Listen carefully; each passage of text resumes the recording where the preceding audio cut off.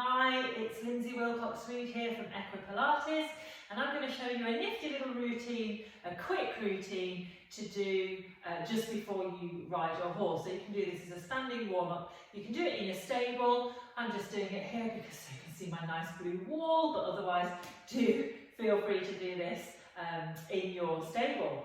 So we're going to start by standing against the wall, and you're going to have your feet about hip width apart. So to do that, if you have your feet together and then just open your toes a bit and then open your heels, and you'll find yourself around about the width of your hip joints. Your feet want to be about 10 centimetres away from the wall, but your bottom in contact and your upper back in contact, and preferably the back of your head in contact as well. If you feel that you can only make contact with the back of your head to the wall by lifting your chin up, then it's okay to be slightly further away with your head, but just see how that feels. What we want to do is have the sense that the back of our necks is very long. In fact, for this exercise, what I would like you to do is channel your inner giraffe. Just go with me on this. So you're going to imagine that your neck is really, really, really long, like a giraffe, and the top of your head is growing tall towards the sky or the ceiling. And then what we're going to do with our very, very long neck is slide the back of your head up the wall, or the feeling of it if you're not in contact, and then we're going to roll each vertebra of your spine away from the wall, one by one, but keep your bottom in contact. Once you get as far as you can comfortably go, we're going to breathe in, and as you breathe out, re-stack the spine. Again, bone by bone. So hopefully we should be able to feel that we can contact the wall with each individual vertebra till we get back up to the top of the movement. So we'll do that again. We're going to take a breath in, and as you breathe out, let's again slide the back of the head up the wall, and then start to peel each vertebra away from the wall, one at a time, keeping the back of the pelvis in contact, rolling smoothly, and then take a breath in when you've got as far as you can comfortably go, and then we'll restack the spine, placing each vertebra individually against the wall, so that the last thing to make contact is your head with your very, very long giraffe neck. Okay, so giraffes actually do struggle to get their heads and necks down to the floor to eat their grass because of their very, very long necks. So this is what I was saying about channeling your inner giraffe. We're going to take the legs wide now, because this is what giraffes do. Did you know that? So feet are going to be parallel, so both facing forward. You can take the legs as wide as you can comfortably go, and again, let's have the bottom against the wall, the upper back against the wall, and preferably the head. You're going to lengthen your neck, and then we're going to do the same exercise. So rolling down on an out breath, but with your wide legs this time.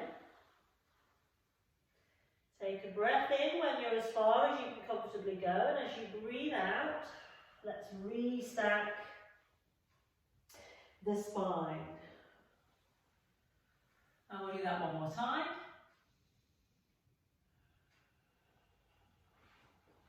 And as you do this, by using the wall, you'll be able to feel whether both sides of your pelvis and both sides of your back are leaving and also contacting the wall at exactly the same time. Or are you aware of one side leaving or connecting sooner than the other side. So focus on being as symmetrical as possible. So we've had our hip width roll down, we've had our wide leg giraffe roll down, now we're going to be a confused giraffe. So this time we're going to cross the legs. Same exercise. So noticing how your body feels on the wall, take a breath in, and as you breathe out, going to lengthen the neck, so sliding the back of the head up the wall, and then begin to roll the spine down, bone by bone. So even though our legs are crossed now, we're going to aim to have the pelvis and the back as equal as we can through the movement. We'll do one more that way.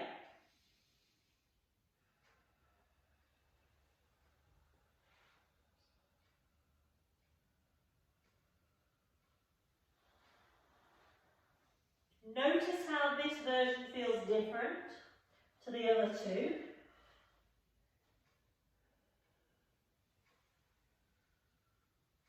And then we'll cross the legs the other way. So a mightily confused giraffe. Take a breath in. As you breathe out, rolling down.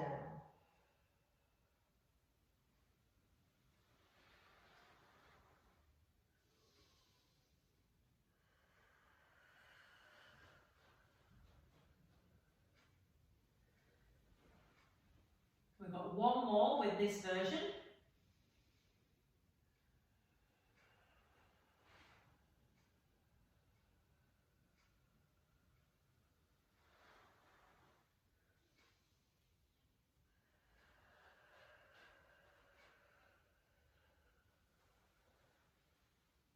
And then let's just finish with the one we did in the first place.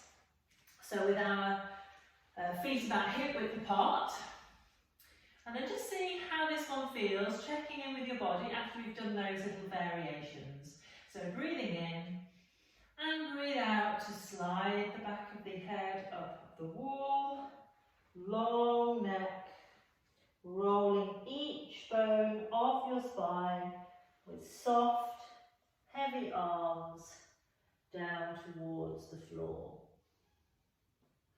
Oh, that feels much better.